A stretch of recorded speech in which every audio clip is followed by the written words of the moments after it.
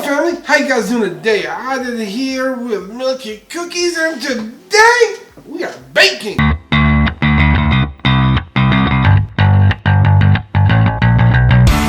So my GTX 1080, this one right here, no longer outputs video. It turns on, it lights up, the fans spin up, but no signal is being sent to my monitor. And this is the second time this has happened to this graphic card. I had to RMAed one, but now that the warranty is no longer there, well, this is just basically a nice coaster or weapon of defense. However, I want to bring this back to life. My theory is, I think there's a lot of micro fractures in the soldering. That's why it's not outputting out. So what I want to do is, I want to bake this. Now, I've baked a motherboard before, and you can see pictures here.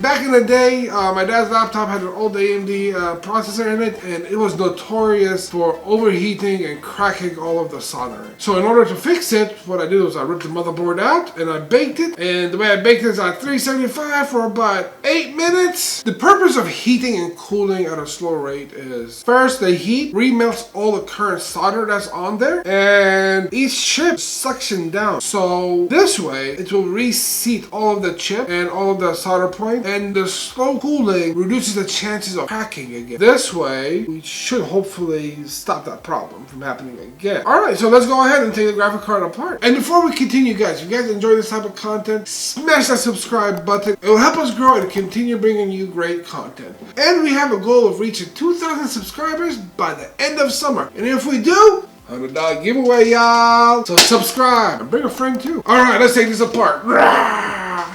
Alright, dismantling this shouldn't be too bad, because it looks like the back plate is screwed on from the inside. So first what we'll have to do is remove this shroud. All tools and items I've used will be in the description below. So what I need is this adapter here, magnetic tray. This way we can use our drill. Yes, I need all the tools. Nice Phillips head.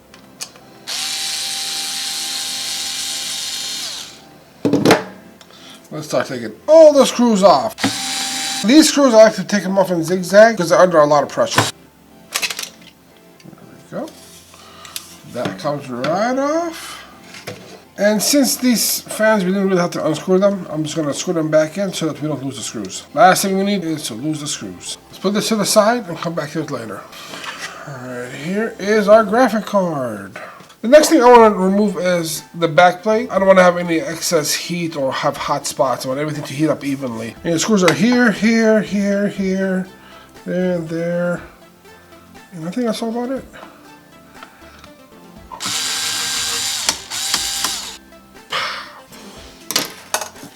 Put this to the side. Okay, so here is our graphic card. All that just to get to this. Next thing I want to do is clean all the thermal paste off from both sides. And then we're going to go preheat the oven to 375. For this part, we need an IPA, a napkin, and compressed air.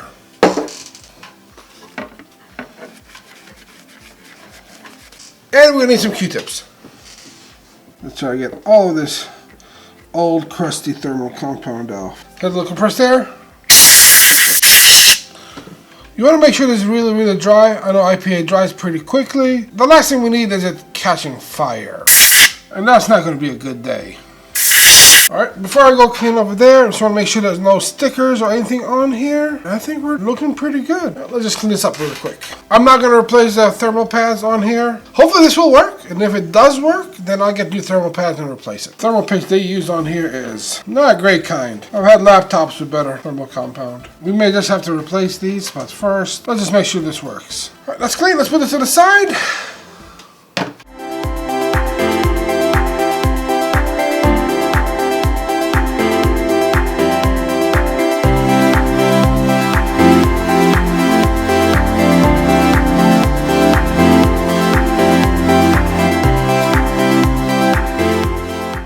Next, if you're efficient, you'd have had this preheated. I should have preheated it.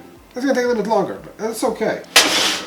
let's take out our baking tray, and let's not put our stuff like this. Don't do that. You want to put it on like parchment paper, something that's non-conductive. Last thing you need, all these contacts back here to catching the short or soldering to your baking pan. That's not going to be a fun day. For the time being, I'm going to pretend that this is a parchment paper. So I'll put this right here and here. And put the graphic card on there, and then let that bake in the oven for 375 for about 8 minutes, and then turn it off and let it cool for the next 30 minutes slowly. The way you do that is you just leave it in the oven and just crack the door open a little bit and then just let it cool down slowly that way.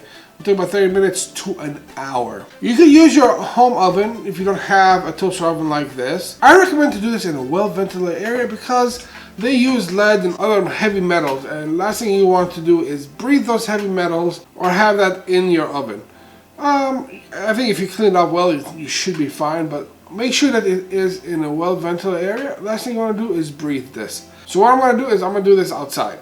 I'm going to just have this plugged outside and let it bake outside and cool outside. And if it's raining, we'll do it in the garage. Alright, so I'll be right back. Alright, let's grab some parchment paper.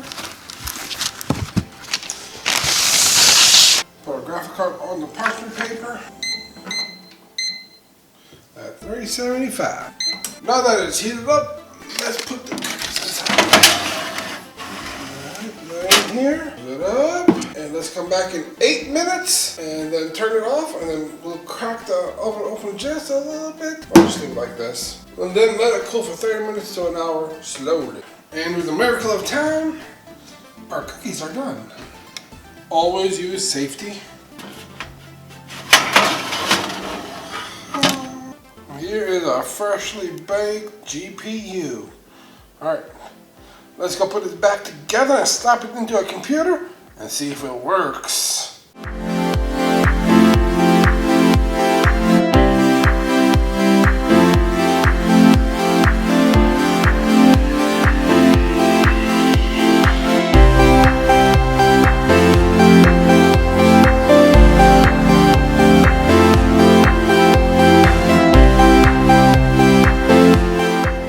Alright, so now that we finished baking, we stopped it in the computer, and let's see what happens when we send a little juice to it. So some juice.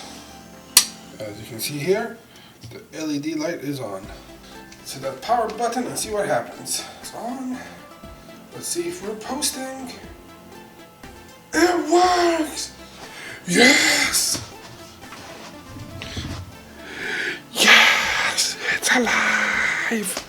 And there you go, we brought this GTX 1080 back to life. It took a little baking, but you could do this with almost any component that you think that has died due to like some solder failure or anything. Or just give it one last shot before you have to throw it away, and maybe you can salvage it. It's super easy. First you gotta do is you gotta clean the board up, take off all the heat sinks, any stickers on it or off of it. Just get the PCB out by itself and clean off any thermal pad and thermal paste. Next thing you gotta do is bake it at 385 for 8 minutes, and then let it cool slowly for 30 minutes up to an hour. Usually about 30-minute mark, it should be sufficiently cool to test out. Then you just put it back together and hope for the best. In this case, it posted and we're outputting video.